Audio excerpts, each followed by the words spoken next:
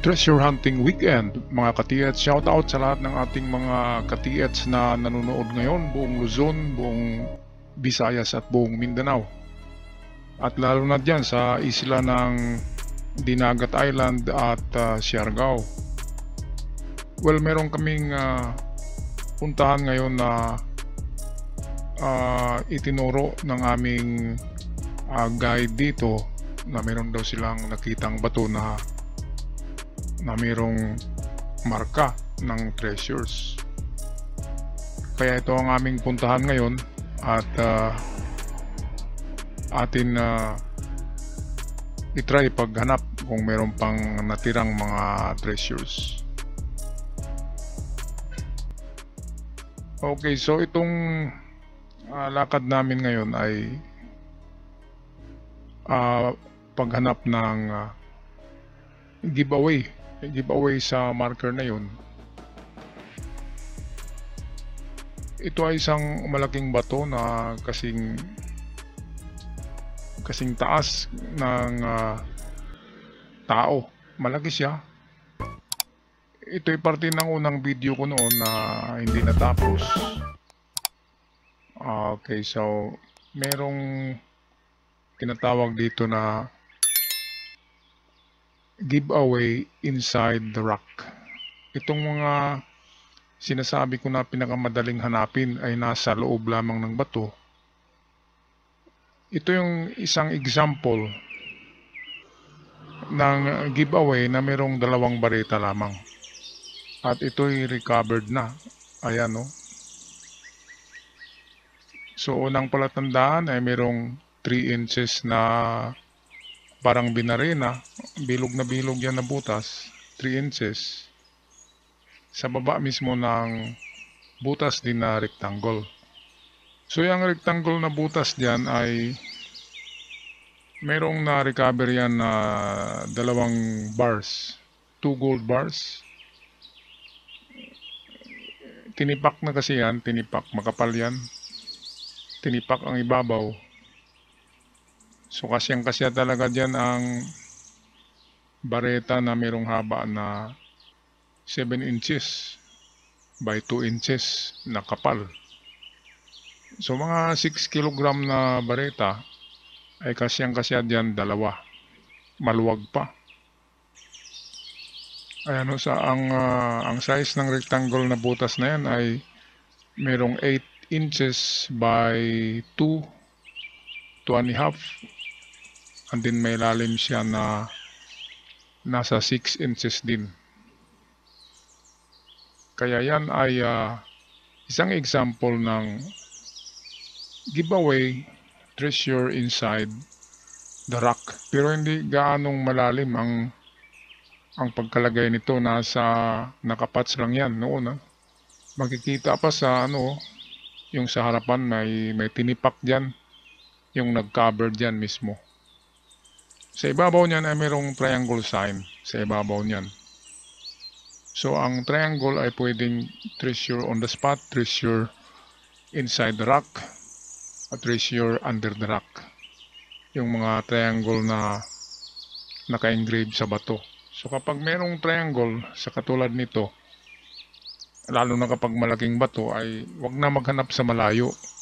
Nandyan lang talaga yan. It's either nasa gilid ng bato katulad nito, nakapatch lamang, or under sa bato. Kaya nga merong hukay dyan, no? Yan yung tinayuan ko. May hukay dyan, pero ang gold bar ay nasa loob lamang ng bato. Nakapatch. At ang naghukay nito ay mga ka-TH natin.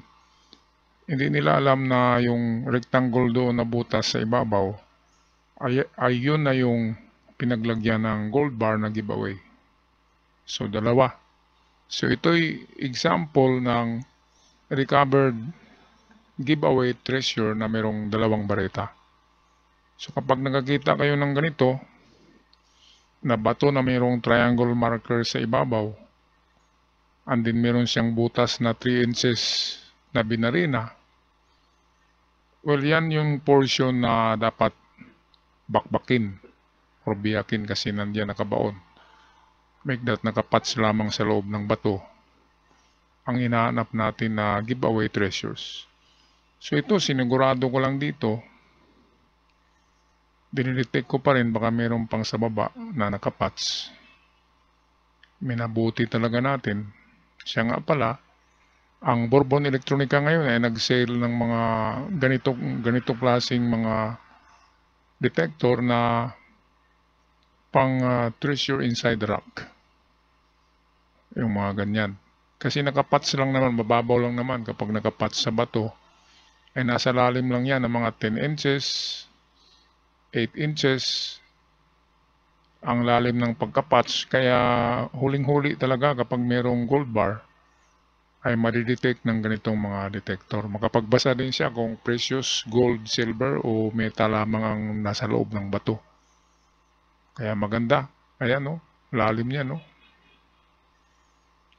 So magandang makakita tayo ng mga example ng mga recovered treasures para hindi na tayo mag-iisip ng itsura, di ba?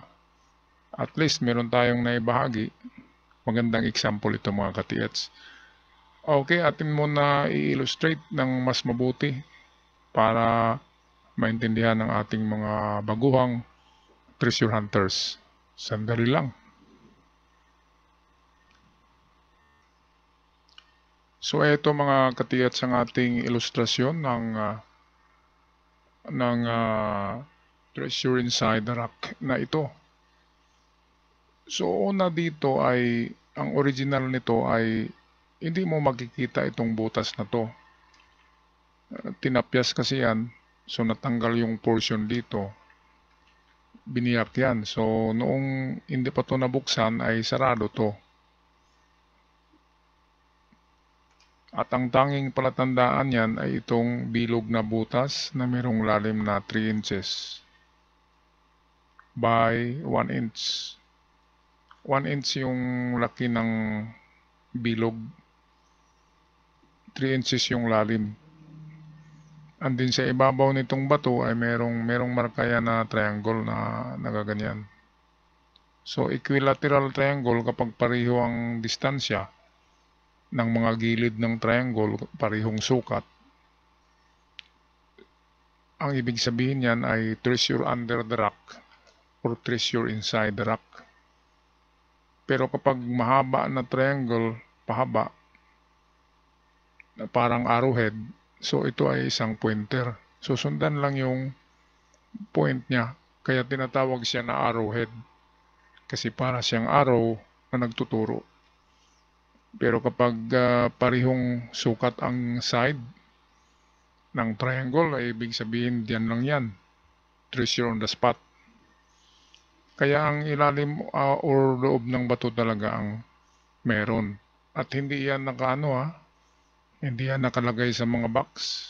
Yan mismo ay nilagay sa loob ng bato. Karamihan talaga niyan, 2 barita ang nakukuha.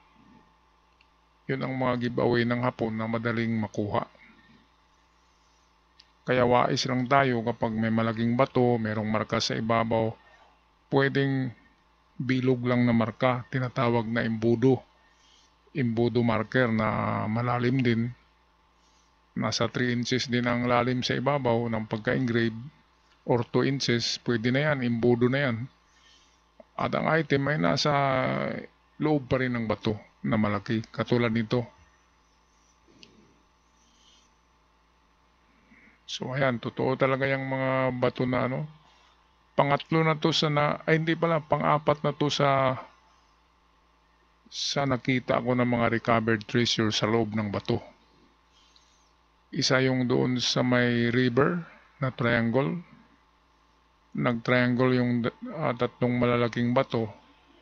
Nasa isang bato ang nakapatch na gold bar na 2 piraso. Meron din ako napuntahan na sa loob ng bato ay diamond lang ang nilagay. At ang butas ay pabilog na pwedeng maipasok yung kamay mo. At meron din akong isang napuntahan na lugar na marami, isang maliit na baril na maliit, hindi kagaya ng mga baril ngayon ng langis na malalaki na. Noon yung nilalagyan nila maliliit eh. Nilagay din sa loob ng malaking bato. Pero marami yun, parang medium deposit na yun. Recovered din. Kaya ito talagang madali. Kaya nga kapag may nakita akong malaking bato ay detect kaagad ako sa buong palibot, ibabaw ng bato, lahat ng ng bato. Kasi hukay ng hukay tayo sa lupa, wala pala doon eh. Karamihan talaga nasa bato lang sa loob. Kaya kailangan natin ng kagamitan na pang-detect na marunong magbasa kung gold, silver, or iron. Katulad nung gamit ko, special edition ng Minelab, ginamit sa Discovery Channel. Special edition kasi yun. 10 lang ang inilabas noon. At swerte nakabili ako. Ngayon ay tinatawag na yan ng mga GoFind 40, GoFind 22, GoFind na yan ang tawag ngayon. Nung unang labas niyan ay special edition ng National Geographic. Ginagamit kasi sa National Geographic kaya ginawan sila ng Minelab para lamang sa National Geographic Discovery. Pero dahil marami ang nagawa, so nagbenta rin ang Minelab ng limited edition lamang. Kaya ngayon hindi nasisira itong gamit ko. Yung tagal-tagal na yan, 10 taon na. Okay pa rin siya. Gumagana pa rin. Okay, kaya ito mga ka-TH ay isa na namang example natin ng recovered treasures na 2 barita lamang. At kahit 2 barita, kahit tag 6 kilos lang yung isa, 5,000 na kasi ang gramo ngayon. Ibig sabihin, 5 million na ang per kilo ng gold bar ngayon. 5 times 6, di ba? 30, di ba? 5 times 6, 30. So 30 million ang isang barita. Na maliit lang ha. So 2 dito nakuha, nasa 60 million ngayon. So 60 million ay napakalaki ng niyan. Pwede ka na makapagnegosyo diyan, makabili ng magandang sasakyan, makagawa ng apartment. Buhay na ang buhay natin. Kahit isang barita lang mga ka-TH. Kaya huwag mawala ng pag-asa, meron talaga yan. Maniwala kayo.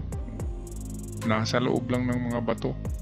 Kaya nga, ang payo ko sa inyo ay bumili kayo ng maso na maliit, yung medyo malaki lang sa martilyo, at lagyan nyo ng handle na tubo, yung matibay talaga, kasi yan yung pang nyo, pag wala kayong detector, yan ang ipukpok nyo sa mga bato na malalaki buong paligid, kasi buong ng bato gilid, ibabaw, pukpukin ng maso na maliit, kasi pag matamaan yung nakapats na simento sa butas, yung nakatagip, ay siguradong mabubutas yun dahil sa lakas ng maso at tatambad sa inyo ang item. Kaya hindi na kailangan ng gagastos pa kayo ng metal detector. Pinakamura niya na maganda ay nasa 12,000 hanggang 40,000 yung mga magagandang metal detector. Isa maso, bibili ka lang, nasa lang ang maso siguro nasa 200 o 300. Made in China, pwede na, di ba mga ka-TH? Alright, so hanggang dito na lamang muna ako. Ako'y magpaalam na. Maraming salamat sa nag-subscribe sa ating channel. Kailangan mapalago natin ang channel na ito, kasi marami ang ma-inspired ng ating mga videos, na hindi lang naman pang view. Ang mga videos na in-upload ko ay very educational. Mga totoong recovered treasures, mga totoong treasure signs and symbols na ibinahagi ko noon pa man hanggang sa ngayon. Kaya sa susunod na mga henerasyon ng mga treasure hunters ay pwedeng kahit na hindi na ako mag-vlog ay makikita pa rin itong aking channel at meron tayong mga example na magiging inspirasyon at susi sa mga susunod na mga batang treasure hunters. Alright, so magpaalam na. Maraming salamat sa nanonood at sa aking avid followers. Maraming salamat sa lahat at sa mga bago pa lamang, huwag kalimutan mag-subscribe sa ating channel. Malaking tulong para lalago ang ating channel na ito. Hanggang sa muli, paalam at ingat ang lahat.